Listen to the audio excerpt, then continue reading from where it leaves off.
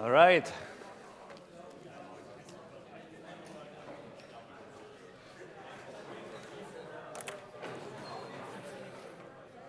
Okay. Can you hear me? Good. So let's get started. And the first thing that we need to understand if we want to describe the universe is to define things and events that are happening in certain locations, in space and in time. Okay? Therefore, the first time is to characterize the space-time. And for that, we need special relativity.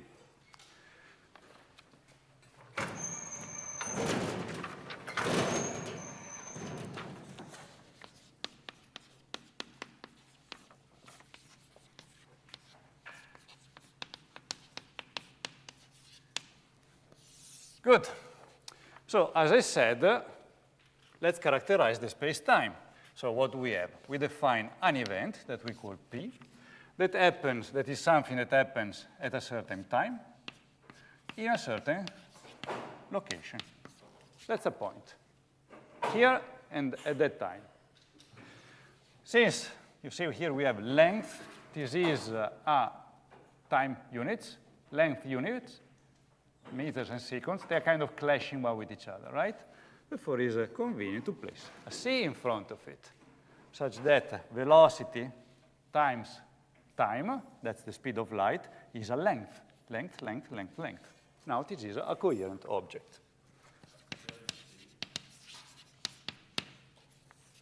What, sorry? The force variable should be t. Yeah, sorry. Right.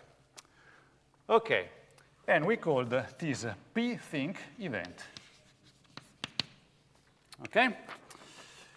Then we can describe the relationship between different locations. And this is dependent, if we want to give numbers to this quantity, you see x, y, and z, if I write it like that, it means that I already decided for a frame, a coordinate system. And a coordinate system can be different for different observers.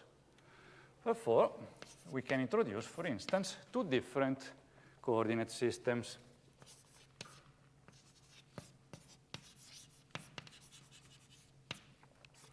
Such that, given two different events observed by two different observers, so one event observed by two different observers, they know what the other observer is going to see, because they know the frame of each other. Okay? They know to transform these quantities in the various frames.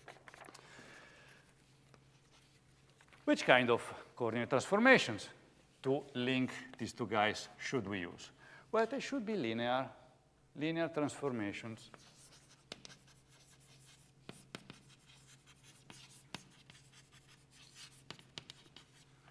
And this fact that we are choosing this very specific linear transformation is why we are speaking about special relativity. Not because it's the cool one with respect to the general one, but because it's a special case of a more general one. Okay? General relativity deals with also different sort of transformations. Special relativity only with linear transformations. That are those that are preserving homogeneity, because linear transformation is related, for example, to rotations. So if you look at me, I can rotate in one way or another, but the density of my head didn't change.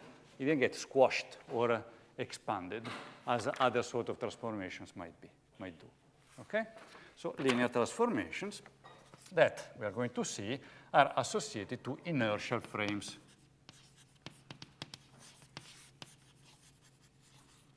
So these are frames that are moving with a constant velocity, one with respect to each other. Now let's write down what a linear transformation looks like. Well, we have the frame prime is going to be associated to the other frame by a linear transformation of its coordinates.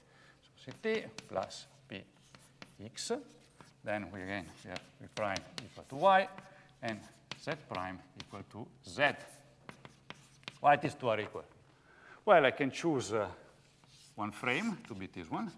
So let's call it this the S frame with x and y with its origin here. And let's choose another frame S prime, which is on y prime and x prime oriented in this way. When you have the frames axes aligned parallel one with each other, this is called normal configuration.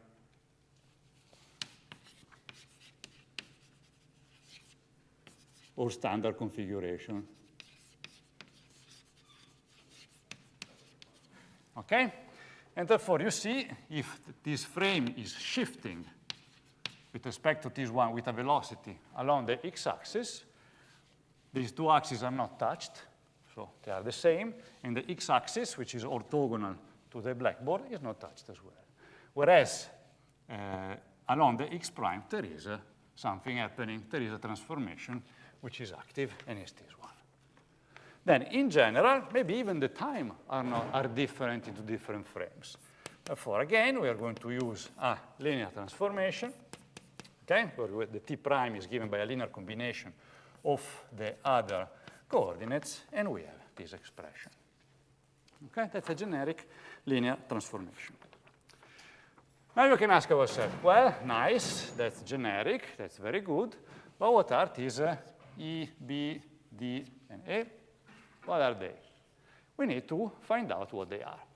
So look, here we have two equations with 4 variables. We have a system of equations that we can solve. So we can combine these two equations together. Okay?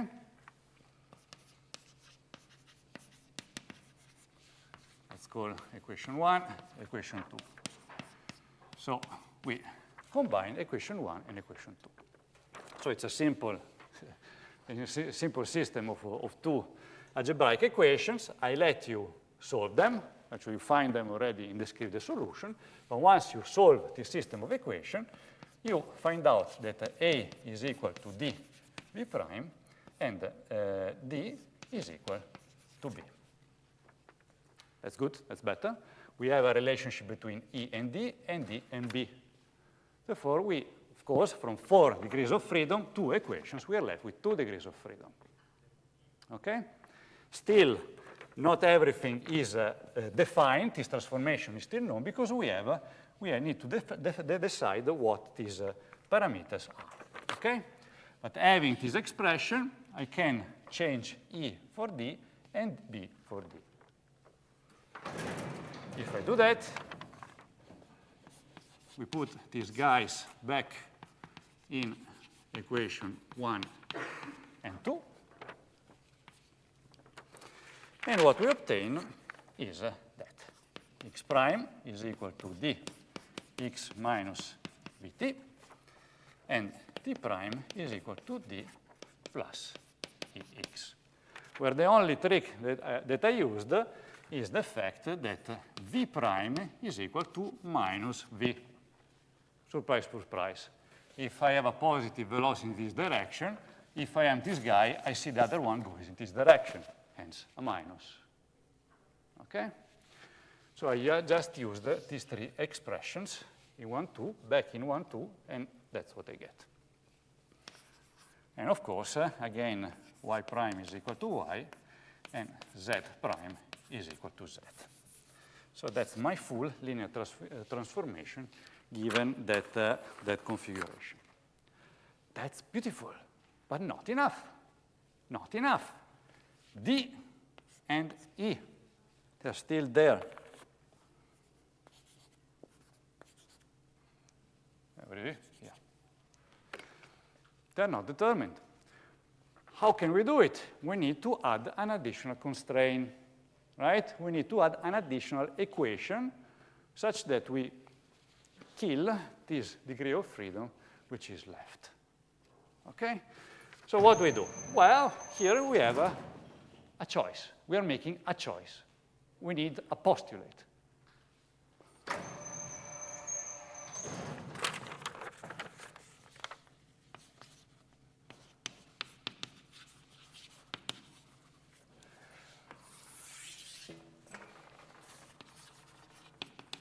And the choice that we are going to do should be suggested by our observations, by the world that we are observing, right? So if we go back in time, and we are at the time of Galileo, right? Why t should be different than t prime? I have no reason to think that. Therefore, what I can do, I can say, looking at my experience, I know that t is equal to t prime. Absolute time. The same time for all locations in the universe. The time for me is flowing in the same way as the time for anybody else across the entire universe. Okay? That's wrong. But that's what Galileo thought. If we do that, you see we have a constraint. Therefore, for example, you see we have t prime equal to d plus ex. There is a t missing here. Therefore, t is equal to t prime if and only if d is equal to 1 and e is equal to 0. It is constrained. How does our transformation look like? X prime is equal to x minus dt, and t prime is equal to t by construction. Here it is. And this is just the Galilean transformations.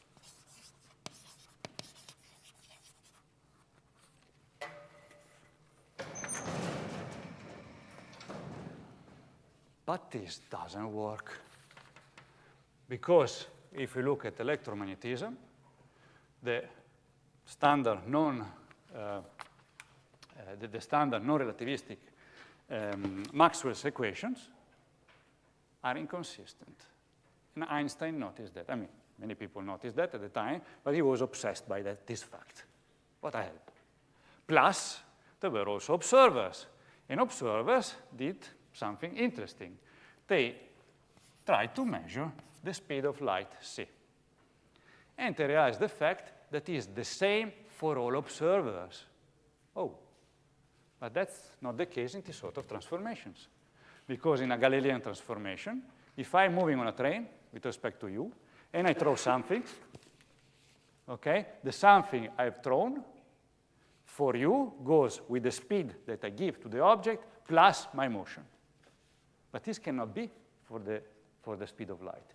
If I'm moving and I throw the laser in this direction, the speed, the velocity of the photons that I measure is exactly the same that you measure. Therefore, this transformation doesn't work. Now that I throw the thing, need another one. Therefore, c is equal to a constant. The same for all other observers. And you see, since we're speaking about the speed of light, it makes sense to investigate the transformation by using photons, right? Something that is moving with the speed of light, being light.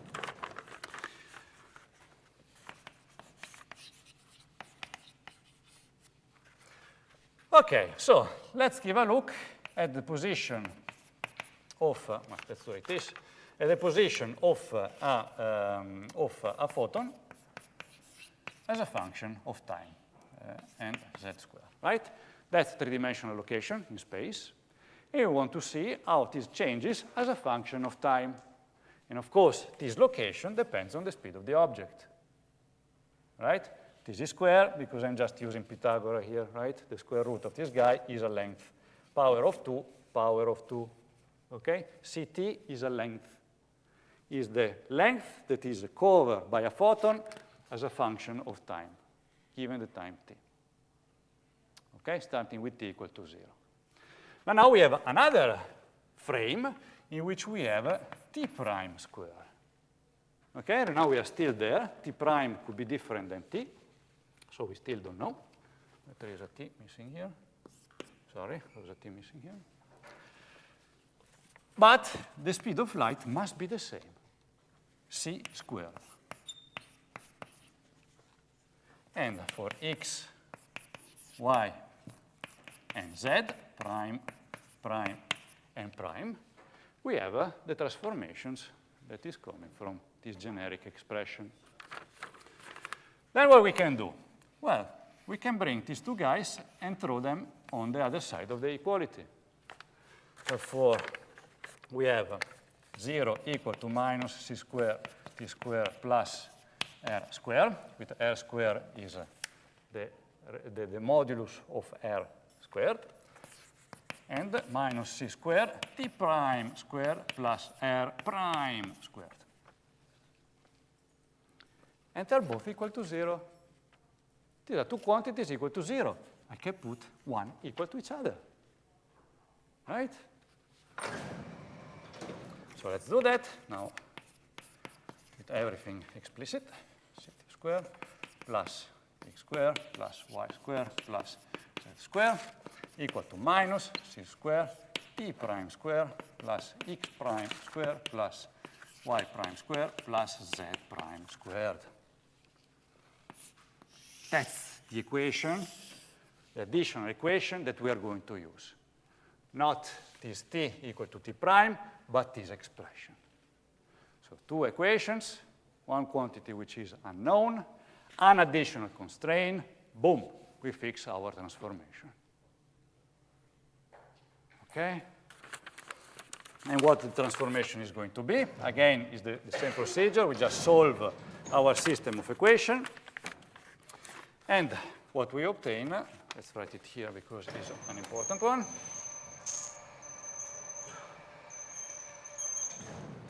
is c t prime equal to gamma c t minus beta x, x prime equal to gamma x minus beta c t. And of course, we have y prime equal to y and z prime equal to z. What are they? They are the Lorentz transformations. Gamma, by the way, is equal to 1 minus beta squared to the minus 1/2. And beta is defined as the velocities normalized with respect to the speed of light, beta. They are the Lorentz transformations.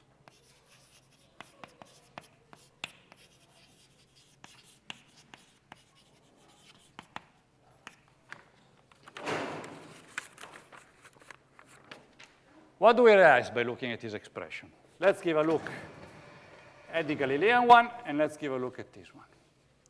That is all mixed up together. Time and space are mixed up together. Look, time, time, space, space, space, time. They are all mixed together. They are talking one with each other. Therefore, we cannot speak anymore about time and an absolute time and space are separate, but we need to speak about space-time.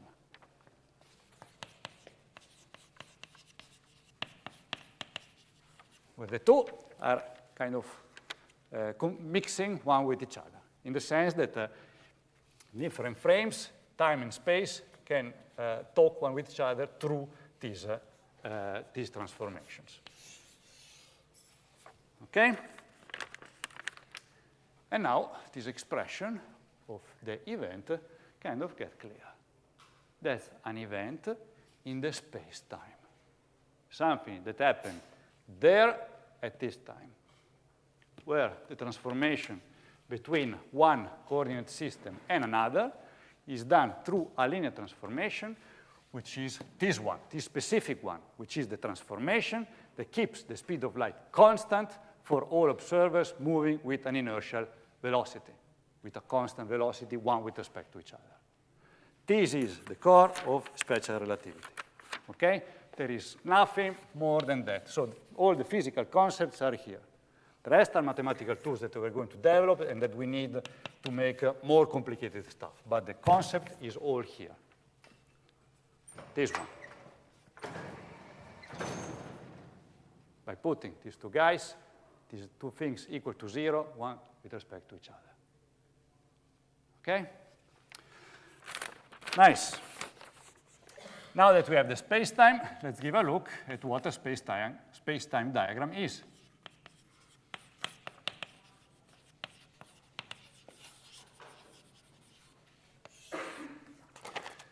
I already let's draw the first one, space diagram that we're going to see. That's space, so we have x, y, and z.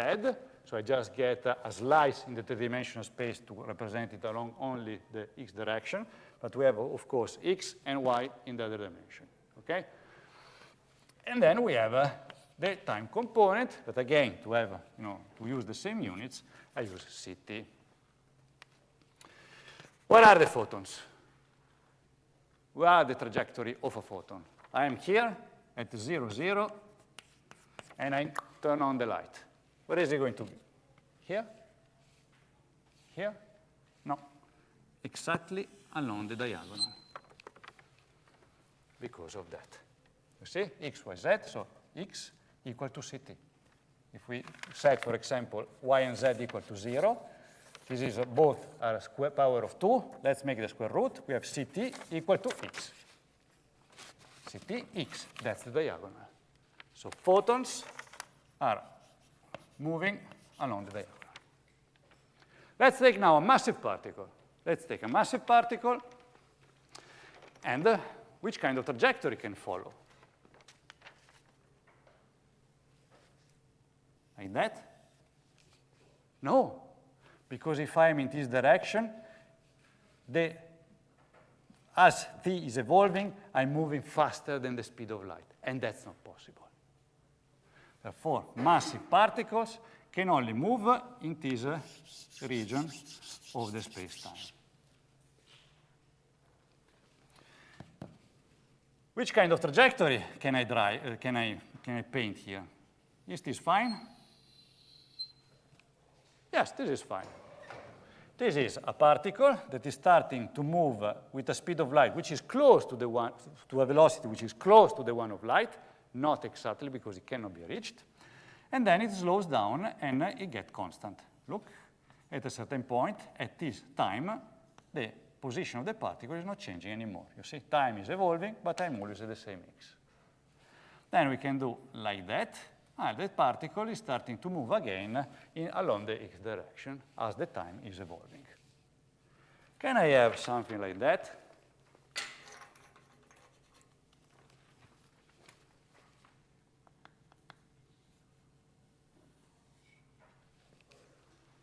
No, exactly. We can't. Forbidden, verboten. That's because as soon as the inclination of the trajectory exceed the one of the photons, it means that I'm faster than the speed of light. Not permitted. Even worse, if this trajectory shows something that goes with a decrease in time, it means that the particle would be moving back in time. Not possible. Okay? Therefore, particles can only move upward, and the massive one, photons along the diagonal, massive one with an inclination of their word line, it's called.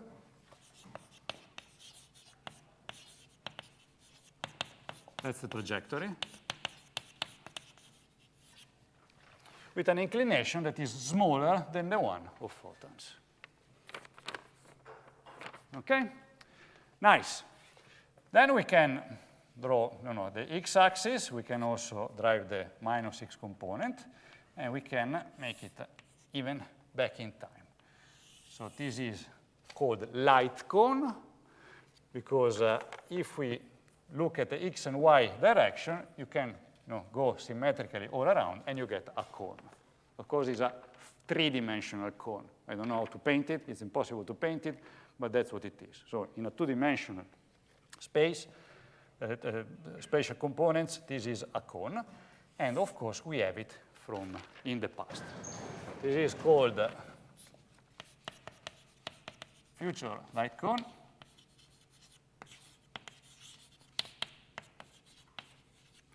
And this one is called past light cone. That's the stuff that can get in contact with an event at this time here. Something that happened in the past, let's say here, can reach an event at this point 0 here. Something which is here cannot, is outside the light cone. Okay? Therefore, all the things that we observe in our universe are events for example, the explosion of a supernovae or whatever, is something coming from this region of the space-time, from the past within the light cone. If something happened here, we cannot care less. Physically, we are completely detached. We are never going to touch us. Okay? Because imagine that something happened here at this time, or let's say here at this time, and a photon, a supernova explosion. What would be the trajectory? Would be along the diagonal, like that, right? But as this event happened, we are also moving forward. So once this guy arrived here, we are not there anymore. We cannot observe him. He's lost. Okay? We are causally disconnected.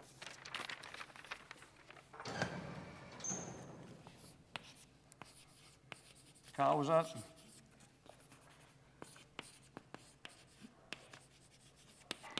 disconnection. Is not causally connected. Causally connected. Okay. Nice. Now that we have that, so we have learned the existence of the space-time. We know where the Lorentz transformations are coming from. We know what is the physical reason that why we introduced them. We can give a look at the concept of time, because as we said, the time is not anymore absolute. It's a little bit a weird guy. And for that, I'm going to speak about the proper time.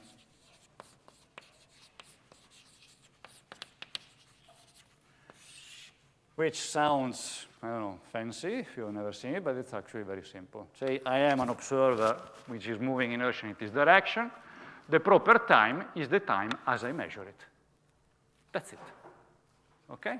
For you, it's going to be different because you need to apply the Lorentz transformation. So if I have my proper time, you apply the Lorentz transformation to see how you observe the time for me. Let's do that. Let's define this proper time. So we have the two events. So we have c square, the t prime square, plus the x prime square, plus the y prime square, plus the z prime square, equal to minus c square, the t square, plus the x square, plus the y square, plus the z squared. And now I am the prime, I'm in the prime frame. And I'm taking as a reference myself. So what are going to be the x, the y, and the z? 0. They don't change. Okay? By definition, I set the origin x, y, and z in me. What is it left? Only this guy. This is the proper time. That's it. Nothing more complicated than that. Minus c square d tau.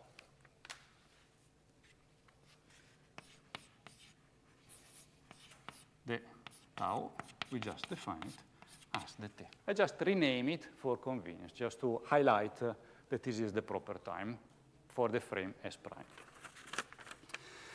Now what we can do? Look, we have this expression. And what we can do is to group c squared dt minus c squared dt squared, such that this guy is equal to 1, of course, because this is outside, inside the parenthesis, all of it is outside the parenthesis.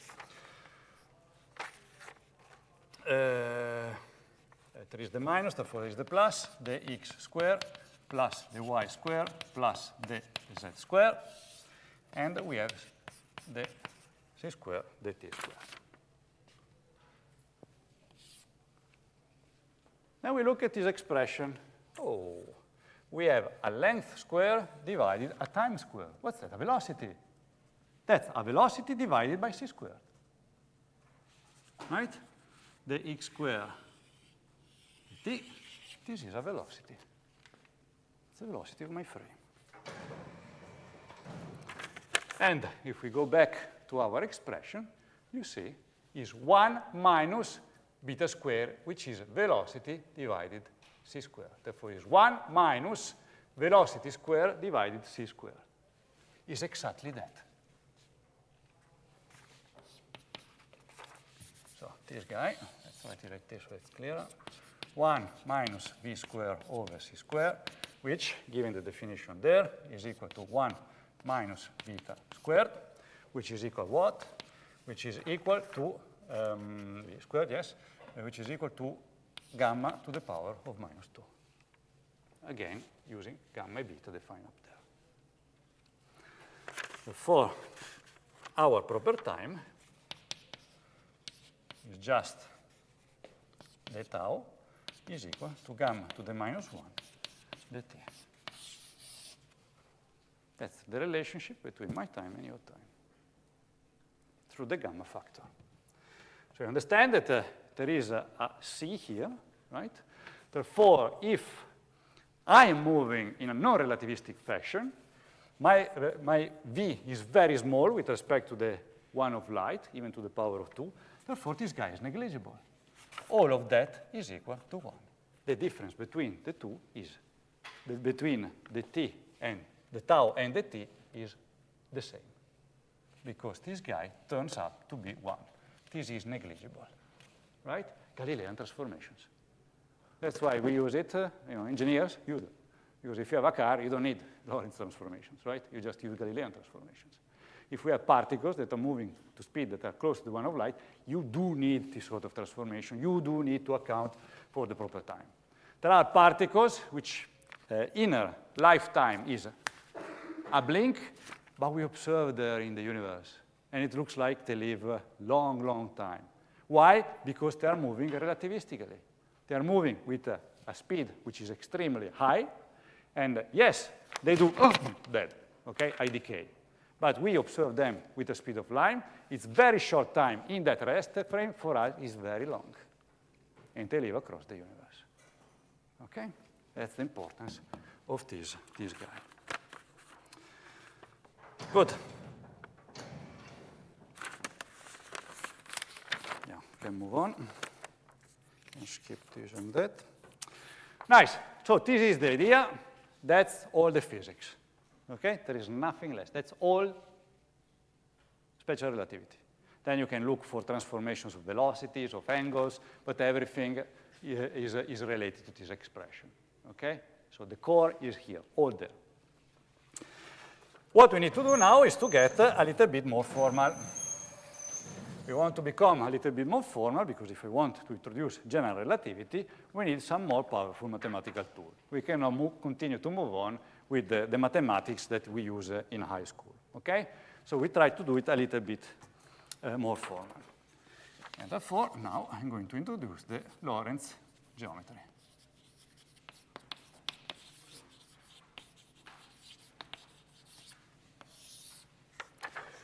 What does it mean? It means that now the relationship between two locations in the space-time is given by a vector. Okay? A vector belonging to a vector space. Let's define our vector. Let's call it like that, which is given by x.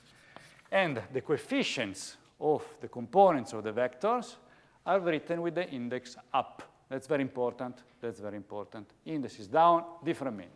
Okay? Index is up. And when you see mu, it means 0, 1, 2, and 3. x0, x1, x2, and x3. Okay?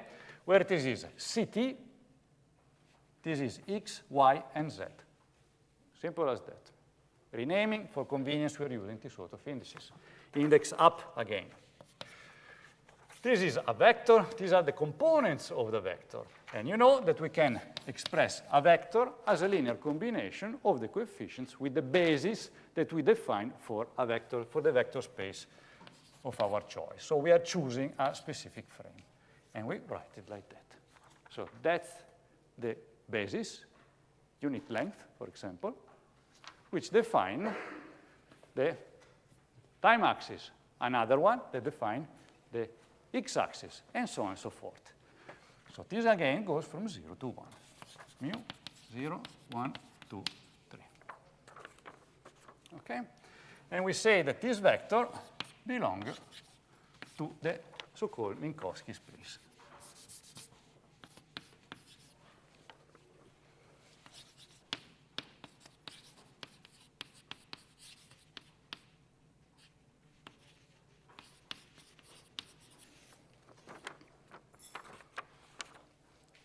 Okay? This is the components of the vector. This is the basis, which is associated to a specific frame.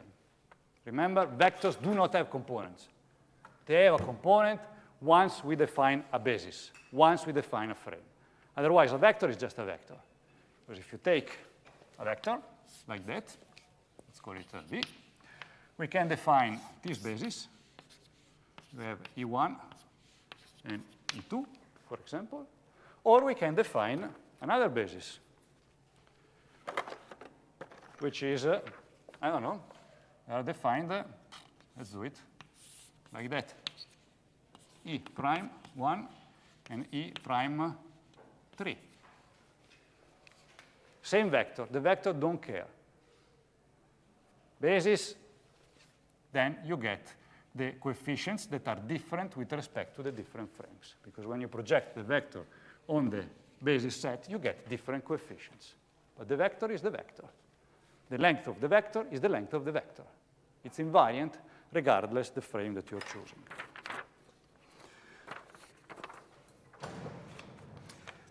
Then we can, as we did it already implicitly, we can define separations. I think I will have to stop here so that I can do the summary. Well, let's do that. We can define separations, let's say distances, between 2 points in our space-time, right? And for that, we need a metric. The separation between points depends on the metric that you choose. Okay? And in Minkowski space have a very specific metric, which is implicitly already written here. Minus, plus, plus, plus. You see? This is a separation now in a 4-dimensional space. Before, when we were thinking we had kind of time and space separate, now we have a space-time. And we define this one as a 4-element distance, okay, in the space-time diagram. This one. For our 4 interval.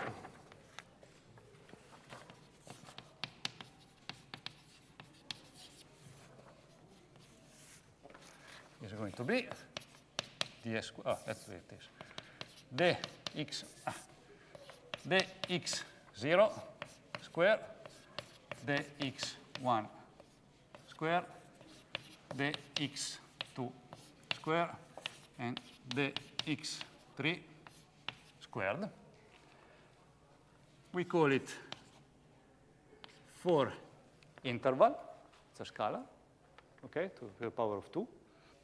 And now we need to decide what we put here. What are we going to use? Minus, plus, plus, plus. Minus, plus, plus, plus. Such that we have an interval definition that represents the one of photons. If we have a photons, how is it going to be our ds squared?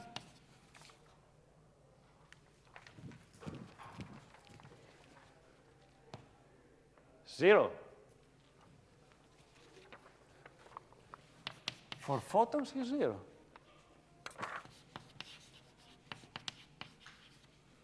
For other particles, it's going to be different than 0, for massive particles. Okay? Then, you see this is this representation. If we want to be more general, we can write that in terms of a metric. Therefore, we have nu from 0 to 4, which is nu mu nu, dx mu, dx nu. That's exactly the very same expressions if we are choosing the Minkowski metric.